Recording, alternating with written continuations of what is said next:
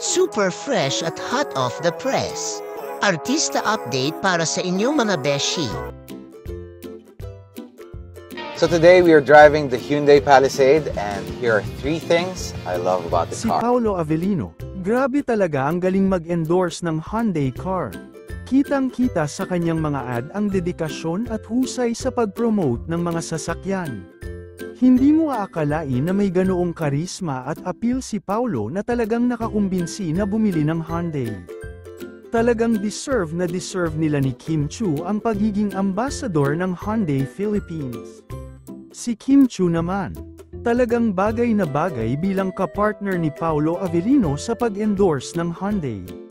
Ang kanilang chemistry at energy sa mga promotional events at commercials ay walang kapantay. Tila magkaibigan sila na nag-iimbita sa lahat na subukan ang ganda ng Hyundai cars.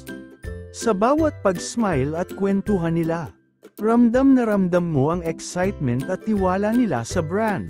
Talagang napaka-perfect ng choice ng Hyundai Philippines na kunin silang dalawa bilang ambassadors.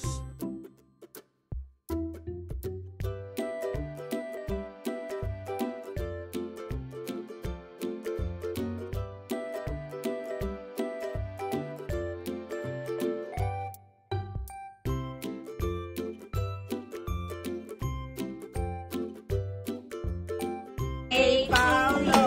Ayaw nga. Happy birthday, Tita! Love you so much. Tita, anong gagawin ko para mapatawad mo? It's okay, they finished it. Tama ba yun? Nakuubos na.